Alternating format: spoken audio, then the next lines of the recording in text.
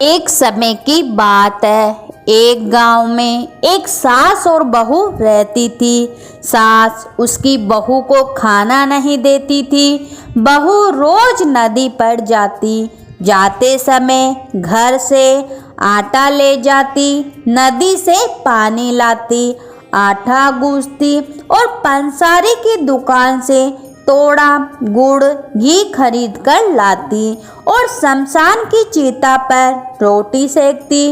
रोटी चूर कर घी गुड़ डालकर चूरमा बनाती। पास ही में गणेश जी महाराज का मंदिर था। वहाँ पर वह पूजा करके भोग लगाती, फिर खुद खा लेती। ऐसा बहुत दिनों तक चलता रहा। विनायक जी को ऐसा देखकर बहुत अचंभा हुआ और उन्होंने अपने मुंह पर उंगली रख ली। बहू तो घर आ गई।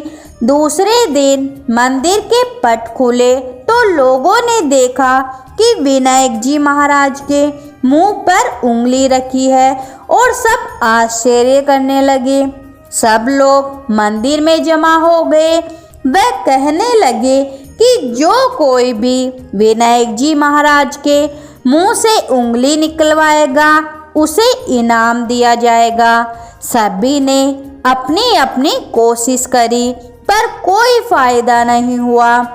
बहू ने अपनी सास से कहा, मैं भी कोशिश करना चाहती हूँ।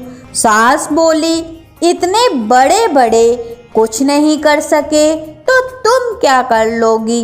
पर बहू ने कहा, मैं विनायक जी महाराज के मुंह से उंगली निकलवा दूंगी।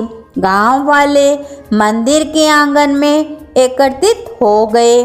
बहू आई, निज मंदिर में जाकर कपाट बंद कर लिए और विनायक जी महाराज से बोली, मैं मेरे घर से आटा लाती हूँ, नदी से पानी लाती हूँ, पंसारी की दुकान से गुड़ घी लाकर चिता पर रोटी सेकती हूँ। इसमें आपको क्या आपत्ति हुई? आपको मुंह से उंगली हटानी पड़ेगी। विनायक जी महाराज ने सोचा, इसने पहले मुझे भोग लगाया, सच्चे मन से मुझे ध्याया, इसकी तो बात माननी पड़ेगी। और गणेश जी महाराज ने मुंह पर से उंगली हटा ली। बहू ने मंदिर के दरवाजे खोले। लोगों ने देखा कि विनायक जी महाराज ने उंगली हटा दी है।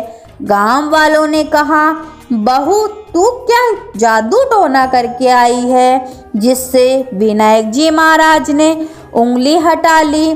बहू ने कहा, मेरी सास मुझे खाना नहीं देती है, तब मैं घर से आटा, नदी से पानी व पंसारी से घी गुड़ लाकर चिता पर उसे रोटी सेकती हूँ।